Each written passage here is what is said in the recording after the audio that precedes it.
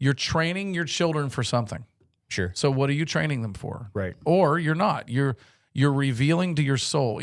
The Sunday context, it's similar to like tithing. You know, tithing is we give of our money saying, Lord, you own everything. Mm-hmm. When we go to church on Sundays, we're saying, Lord, you own me. You own my time, my gifts, my passions, my worship.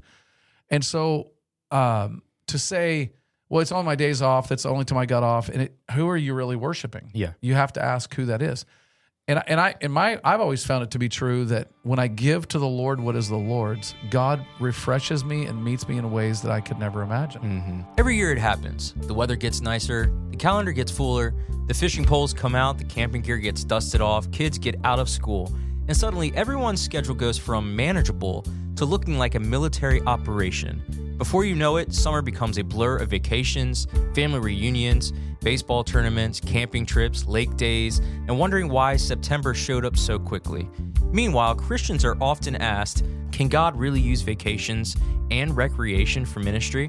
Which means today should be a perfectly balanced and controversy-free conversation. So grab your coffee, put on some sunscreen, and let's talk about how Christians can enjoy summer without wasting the opportunities God places right in front of them.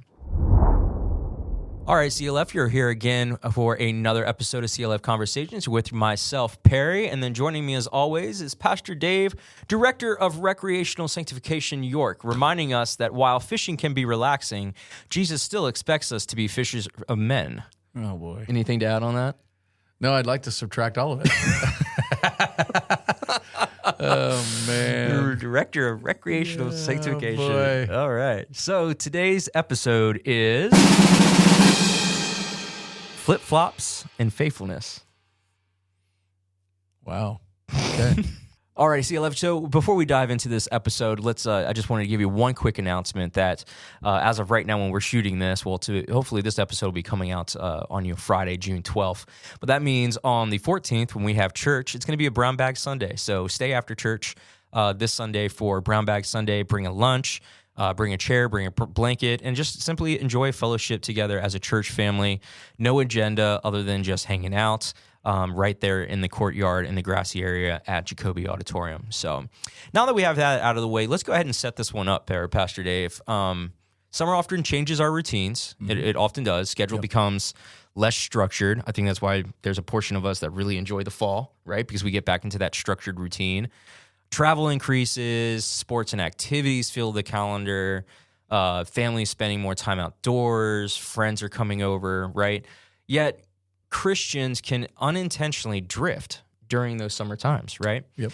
Our Bible reading becomes irregular. Prayer becomes occasional, right? After long months have passed with intentional spiritual growth like we see in other times of the year. But what if summer isn't a season to pause discipleship? What if it's actually one of the greatest opportunities for gospel ministry? And we've said this stuff before. The question isn't whether summer will be busy. The question is whether we'll use that busyness for God's glory or for something else. So let's just get into some of the easy questions right off the bat. Is it wrong for Christians to enjoy recreation and vacations? No, not at all. What about on Sundays? Yes. Yeah. I would say. Can you elaborate on that for us? Yeah, I would. I don't think it should be the norm for. I don't think there's ever a break spiritually. Mm-hmm.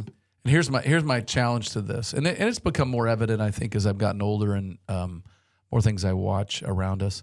Mm-hmm. We're just very unintuned to the wiles of the devil, mm-hmm. and I think one of his greatest ways of tricking us is to just tricking us into taking time off. Mm-hmm. And in our mind, time off means we're off spiritually. Well, we should never be off spiritually. Now, so let's answer the first question again. Is it ever wrong to take recreation and vacation? The answer is no. Mm-hmm. Scripture is clear that we do need time off. We do need time to refresh and reinvigorate our bodies and our minds and our souls. Mm-hmm. But when I say no on Sundays, what I mean by that is I'm not opposed to families missing church on Sundays because they're gone on a vacation. Mm-hmm. But I do think that we need to think ahead a little bit more than we do. So an example, a family will they're going to be gone on a vacation and they're going to miss a Sunday, and they're not intentional about how they do that. They get back from their trip. They're busy unpacking all the things that they do. And they're so tired they're going to miss the following Sunday. And then the next week they get sick. Well, now they've had 3 Sundays in a row that they're out. And some of it was planned. Some of it was not planned. And so we think it's really important that if you're going to be gone on a Sunday from church, maybe find a way to find another church or plug in online for the opportunity to go to church. My sabbatical, we were pretty diligent to try to hit church on a Sunday wherever we were at. And one of the highlights of our trip was we were driving to San Antonio on Saturday, and we had Sunday off. And my daughter Abby says, "Hey, where are we going to church tomorrow?" And I just said, I hadn't even really thought about it. And she said, "Is there a Sovereign Grace Church in San Antonio?" And I was like, no, that's a good question. Well, there was a brand new church plant that had been planted, and we went to the church plant meeting. We went to they had been to church. They've been going about 5 years, or I think it's about 5 years.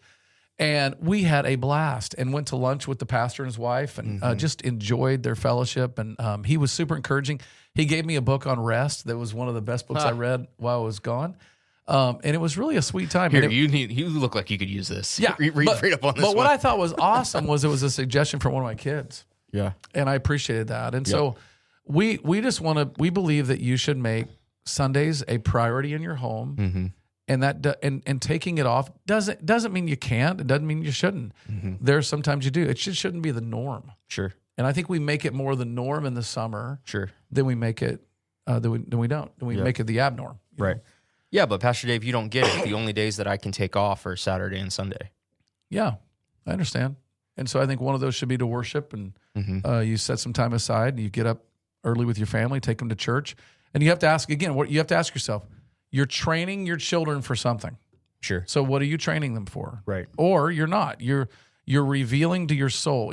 The Sunday context, it's similar to like tithing. Tithing is we give of our money, saying, "Lord, you own everything." When we go to church on Sundays, we're saying, "Lord, you own me. You own my time, my gifts, my passions, my worship." And so to say, "Well, it's on my days off. That's the only time I got off." And who are you really worshiping? Yeah, you have to ask who that is. I've always found it to be true that when I give to the Lord what is the Lord's, God refreshes me and meets me in ways that I could never imagine. Right? So I think it's healthy to take vacations. I would also say something else. A vacation is really a Western thing. You don't find families in other parts of the globe that get the privileges that we do to take time off from 100%. Yeah, for sure. And day laborers in the Philippines are not taking vacation. Right. Can't afford it. Right. So I think we have to realize that's kind of a benefit of living in the community or the culture we live in. Yep. But I don't think we take a break spiritually. Right. Ever. Well, you've heard me say before, just the quote, what one generation finds as optional, the next generation will find unnecessary. Oh, yeah. That one strikes me to the core every time. Yeah. Yep. When it comes to you're on vacation, you brought up the great idea of visiting another church. And then, of course, there's a whole website devoted to find other Sovereign Grace churches. What do you say to the folks that say, well, we'll just do a podcast or we'll just watch an online sermon? Or are they good supplements? Are they good plan Bs? I think those are great. I it's so cool to me. Like there's times that some of our families in our church are off and they're gone. And I'll get a text from them after church and say, "Hey man, thanks for the sermon today. It was awesome. We watched from our campsite." And I just find that as a pastor, like that's pretty cool. It is pretty cool. But also I know those people and I know what they're doing. They're like after they're done, like, "Hey guys, let's talk about that sermon that we just heard." I think that's a good thing. Yep. I know of a family that they were doing sports on the weekend quite a bit, and on their drive, they were pretty regularly live streaming. I just don't think it should become the norm. And so, I just think you find a place to go and you get a chance to visit someplace. I find it refreshing. Jill and I really find it refreshing sometimes to just like, you just go to a church, you don't know anybody and you haven't been around at all. You're just kind of a visitor. Yeah. I find that interesting. Kind of gives you a fresh perspective. Oh, yeah. I learned a lot, but I also just appreciate hearing somebody else preach. And sure. But yeah, I find it oftentimes makes me savor my local home church even more. Yeah, absolutely. Sure. But I just think it should be I don't have any problems with somebody saying, hey, intentionally we're going to listen to this podcast today because I think there's something in this that we need to learn and listen to. Yeah, right. Right. We've done that in the car and with our kids. I think that's a sweet time. Sure. So you kind of alluded to it. You said we talked about drift a little bit. And if we're honest, the biggest threat to our faith isn't persecution necessarily; it's drift, right? So how can recreation become worship rather than distraction? Well, if we're not careful, our recreation becomes our worship. Yeah. Natural beauty and time off can become an idol of our hearts if we're not careful. I know for me that's been an idol of my heart. I love comfort. I love I like nobody bothering me. You know what I'm saying? And you have nothing to do. But I think behind all that there needs to be really an attitude that thanks God.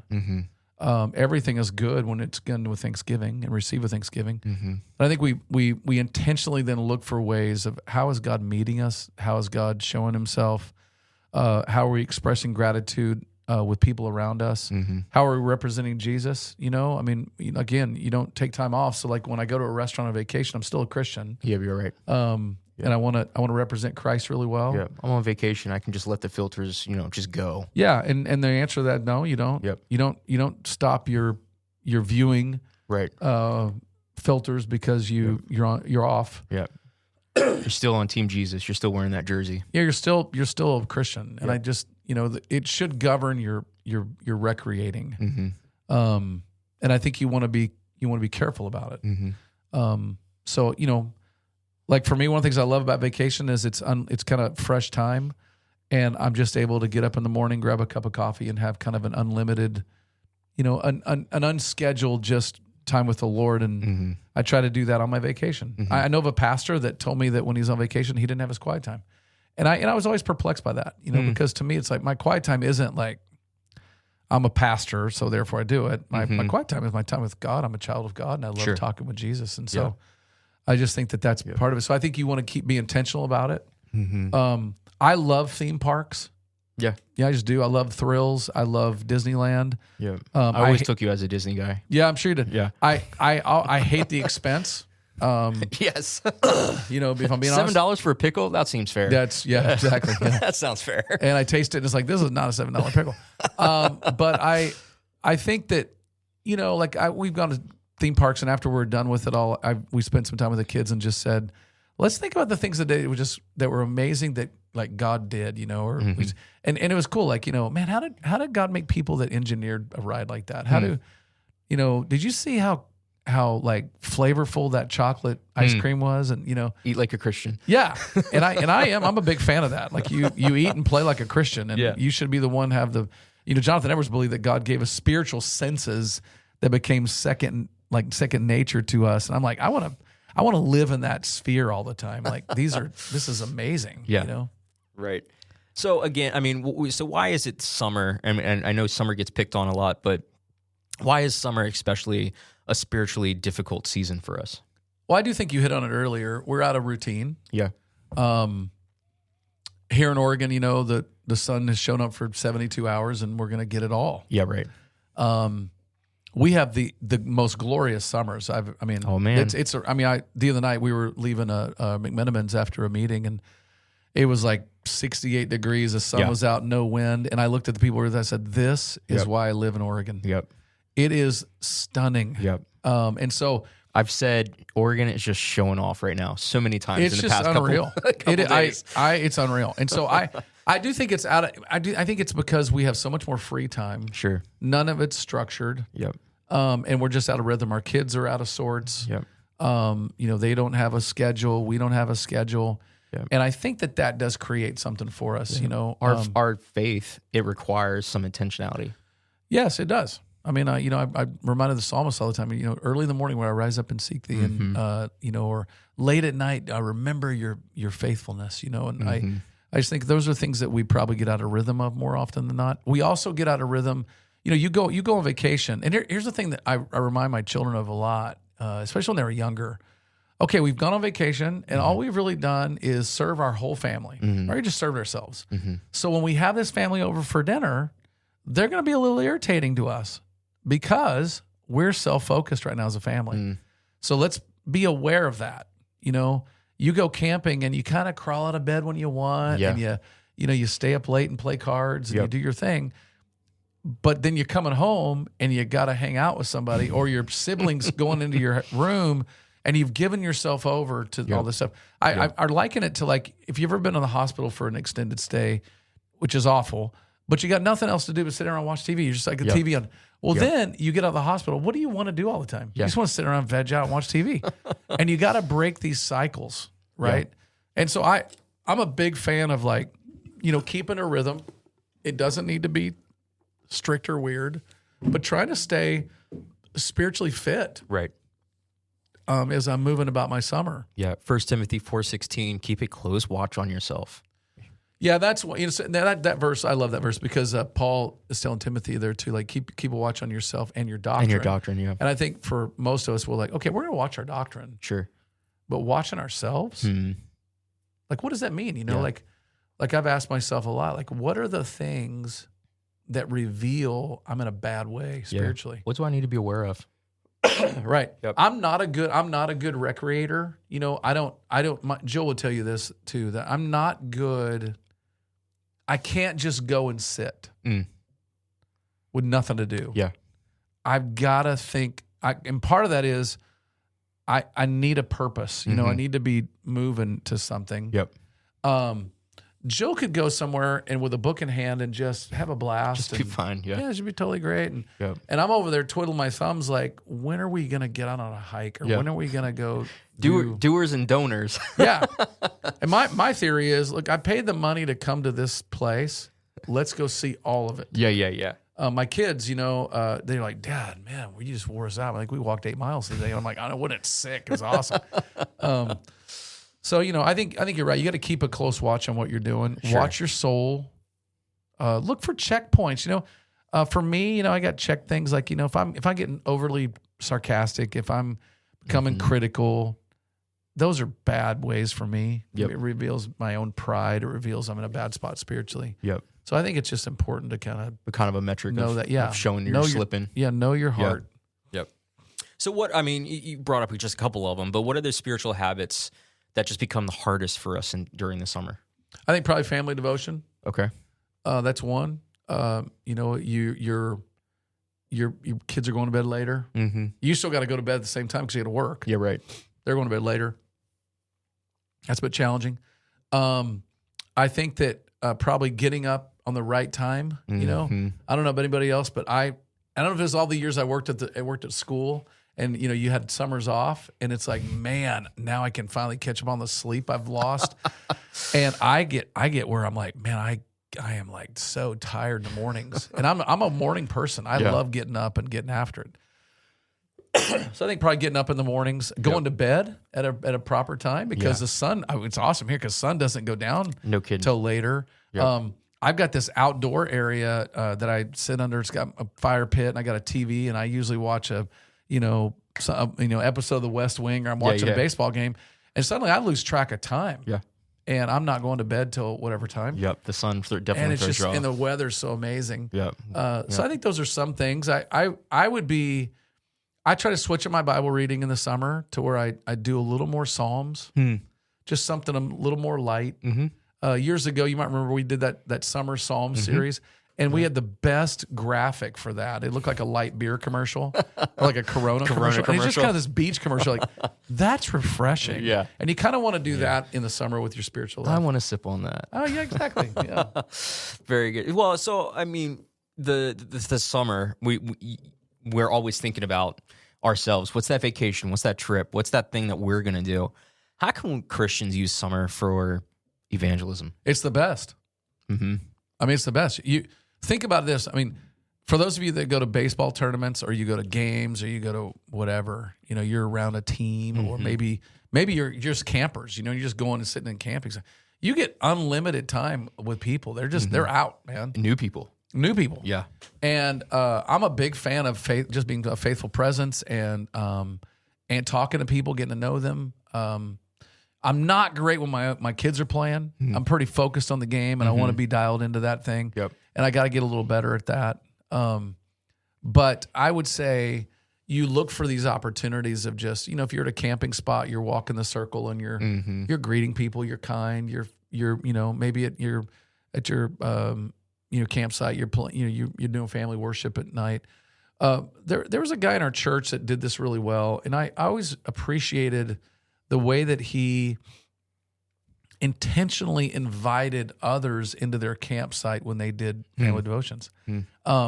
They would do a morning devotion and an evening devotion with their family, and that was their spiritual time, right? And he would, tell me they're a baseball tournament together, camping, and he'd say, "Hey, anybody wants to join us in the morning at 7 or 8 o'clock, whatever? We're going to have cinnamon rolls, and we're going to do a little morning devotion. It won't take long, 10 minutes." And he'd read a little portion of Spurgeon. Yep.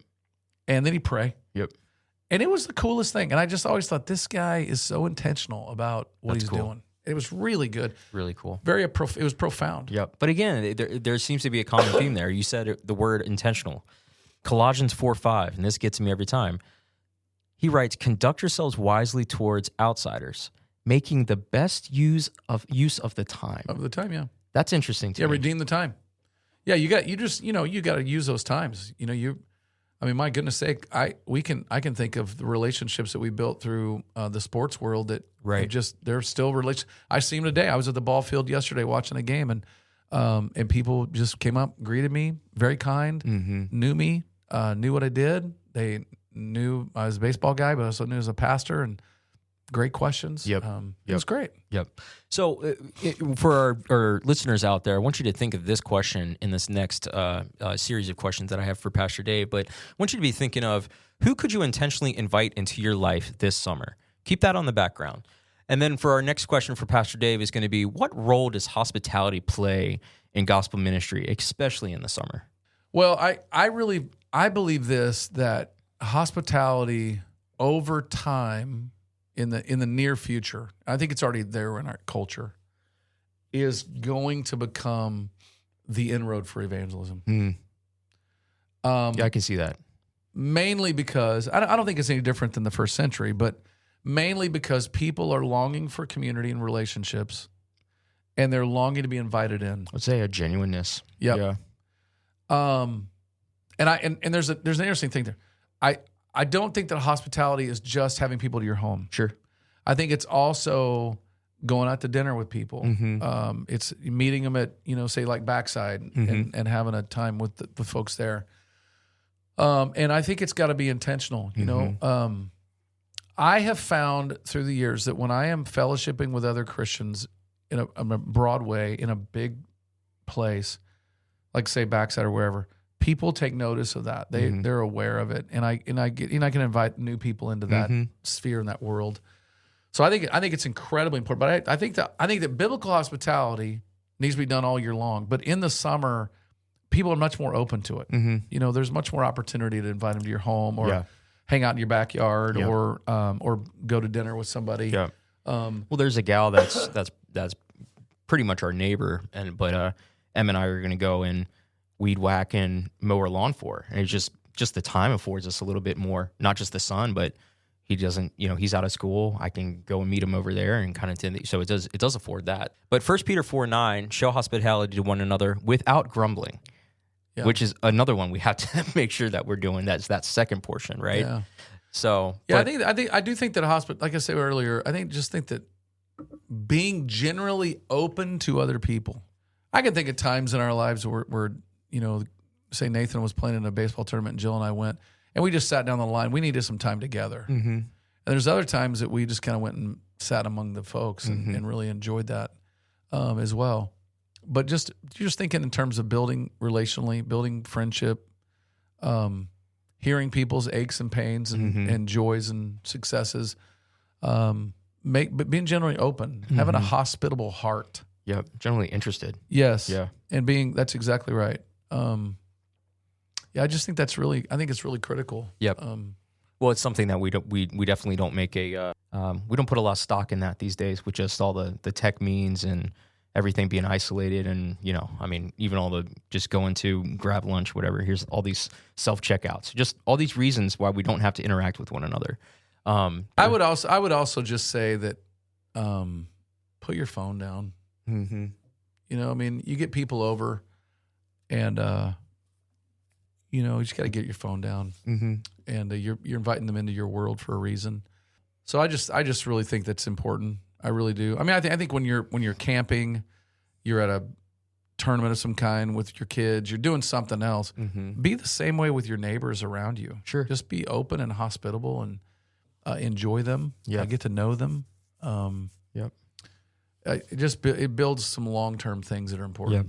So we've discussed on how summer can be used for evangelism.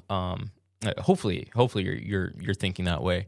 But what about the other half? And we kind of talked about it when it came to vacations, but even more to like vacations, even just the stuff that you do during the summer, like taking a trip to River Forks, or going, I don't know, walking around Cooper Creek, as I do, and that kind of thing. How can doing those kind of things, vacations, and I would just say recreation, be used specifically for spiritual growth? Well, we live in just the most gorgeous place in the world, Mm-hmm. So the heavens are declaring the glory of God, so you can see that everywhere. Mm-hmm. One of my favorite books I ever read was by a guy named Steve DeWitt, and it's called Eyes Wide Open. Mm-hmm. And it's basically about seeing the beauty of the Creator behind every beauty. Everywhere, yeah. And it was very helpful to me because it just took kind of, small things, Mm-hmm. and you went, wow. I'll never forget one of my first trips to Canada to visit some friends of ours up there, and this guy he's a worship leader. Mm-hmm. He wrote the song "Jesus Thank You." His name's Pat Sabell. He's a good friend, And we went to Pat wanted to take us to this cheesecake place, and I was like, hey, this sounds great. And we'd already had dinner, and we wanted to go to this cheesecake place for dessert. And the dude sits down, and the lady brings out the cheesecake, and Pat is like worshiping the Lord. Like, God, thank you, such good cheesecake. The way that this milk and the sugar and the way it's just on and on. And I was like, this is crazy. He really is experiencing the glory of God in this cheesecake. And I just think there's something very innocent and wonderful about all that, Mm-hmm. very childlike, that I think we need to recapture. Mm-hmm. Whether it's a creek and you're walking by it and you're hearing the water. Yep. Whether it's just seeing the beauty of the green and the evergreens, and whether it's, whether you're on a drive. Jill and I enjoy just taking drives and kind of being quiet and just talking together and letting nature kind of see it. That's nature. Alina. I can't do it. Can't do it? She's just like, let's just take a drive. I'm like, but to where? Yeah. No, just drive. No, but where are we going? Well, it's funny because we enjoy just, where are we going? I don't know. Let's just take some back roads and figure it out. Yeah. I'm always in Douglas County. Get a little nervous. I'm going to land in some backyard to some place I shouldn't be. You found yourself on a logger road. Yeah, and not sure what's going to go on. Do that. Yeah, make sure I'm properly armed. Yeah, right. Exactly. So here's kind of a self-check question for you, if you will. What if our summer activities compete with our church involvement? Well, I think that we just have to, again, I say this often, I don't think it should be the norm. Mm-hmm. And that, that may mean that you're going to, on a Sunday, you're going to have your kid not compete in that game, Mm-hmm. Or you're going to tell the coach, hey, this weekend we're going to be home. Mm-hmm. Or you decide that you're going to come home on Saturday night rather than staying for the camp, the rest of the camp site. Or it may mean that you're going to get up early, you're going to live stream. Yep. You're going to, you're going to do something. Yep. But you want to just kind of keep engaged. This is a tactic of the enemy that we don't talk about a lot, but the enemy loves to move us toward isolation. Mm-hmm. So we got to be careful with that.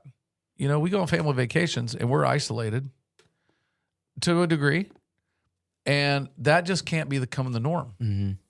We got to make sure that the normal routine of our life is we're making connections, we're tying with the people of God. Yep. Yeah. Hebrews 10:25, not neglecting to meet together. Right? And that was at a time when people were getting persecuted and beat, and they were scared to death to meet. Sure. Well, it's interesting to me. You think, man, they were scared to death to meet. We can meet freely now, and people would want to avoid it. Exactly. And I think we've got to be careful. As there. is the habit of some. Yeah, that's right. Yep. So another hard question for our folks. What are the things that you would ask them to answer this question? If they're asking themselves, does my summer calendar reflect my priorities? Well, I think you can check all of us can check the idols of our heart by looking at our calendar or our checkbook. Mm-hmm. They reveal our idols. And, we can look at it and say, okay, as I'm looking over my calendar, my life, where are we planning Christ? Mm-hmm. Where are we thinking through intentionally? I want my children to grow in grace. I want them to see the glory of God. I want my soul to be refreshed in Christ. Where are we thinking of those things in all of this? Last summer on my sabbatical, we planned. We were back east, and we planned to see. For us, this is exhilarating for me. Is to go see burial sites of godly men and godly women. Mm-hmm. There's just some little grave soaking, or no, not that, not quite that. Not laying on top of graves and hoping for the double anointing. But I just spent time at those grave sites, like the gravesite of David Brainerd. He's one of my historical heroes. He was Jonathan Edwards' future son-in-law. He died at 29. He was a missionary to the American Indians in Northampton, Massachusetts, and the guy just loved Jesus and he loved people, and I just sat there for a minute, just thanking God for his life, thanking God for the impact that his diary had on my soul, and just thanking God for things like that, And, but we were kind of intentional about it. It was like, okay, don't forget, now we're coming to Northampton, so we're the kind of the epicenter of the Great Awakening a little bit. Let's make sure that we're going to hit that cemetery. We're going to find that grave, or we're going to go to this site where Jonathan Edwards' church was, and just kind of ponder what we're seeing. And so we just try to do that kind of stuff periodically, just to think that stuff through. We don't do it all the time. Well, you're headed in the right direction, because my follow-up question to you was, the leaders of the household, moms and dads, how can families use summer to disciple their children? That way. I think you keep in front of them the gratefulness and the joy and the glory of God and the wonder of what God has provided, and guarding your souls against self-focus, and you just keep those things in front of your kids all the time. Right. And you talk about them. It's Deuteronomy 6. All day long. Talk about it while you're rising up, when you're going about your way, and all the beauty. time. The beauty is, summer you're with your kids a lot, and you just have this great that great thing of doing that. Our kids are older now, and they're all working, and we never see them like that. But I'm grateful that as I listen to my kids talk right now, as adults, they're seeing the glory of God in so many ways, and I just am grateful for that. Another question for you listeners out there, just to be thinking about: do you view summer primarily as personal time or kingdom opportunity? That said, here's the last question for you, Pastor Dave. What motivates Christians to make the most of summer? Well, I think the glory of God should, and the gospel. It's like, it's no different than any other season. Isn't it funny? I was thinking about this the other day, we get to a certain point of May, and we're like, man, I can't wait for summer. Then we get to a certain point of August, and we're like, man, I'm so ready for the fall. Like, I want to put on a long sleeve shirt and put on a hoodie, and then we kind of get to the fall, and we have that great Indian summer that we have here. And then suddenly we go, man, I really wish it rained. Oh boy, just hearing that rain. And then it comes down, we smell it. That's so good. And then you get to February, you're like, okay, I really would like to see the sun. And then we just do this all the time. Every season has its own this endless cycle of one. Yeah, it has its own cycle, its own thing, and summer just happens to be that time when we get the privilege of being outside a lot more and being around others a lot more, and people are much more open to interaction. And I just think we want to seize that. Most people, when it comes here in October through April, they're indoors. They have to be. It's cold. It's wet. Those kind of things. And we just need to seize those things a bit more and think that through. How has God made this time of the year, and what's it to be used for? Right. Well, I think that's a great place for us to end on this one. Thanks again for joining us, Pastor Dave. Always a pleasure. So today we learned summer is not the enemy. Vacations are not sinful. Camping is not a spiritual discipline. You better watch that now. Yeah. But apparently, God can use a campfire, a fishing boat, a backyard barbecue, and a family road trip more often than we realize. The gospel does not mean take the summer off. Neither does the Great Commission. And if you're listening to this while sitting in a lawn chair at a lake, we're glad you're there. So just don't forget to go to church when you get home. Of course, we'll see you next time. As always, worship, fellowship, grow, and serve. Thanks again for joining us for another episode of CLF Conversations, where we grow in Christ, one conversation at a time.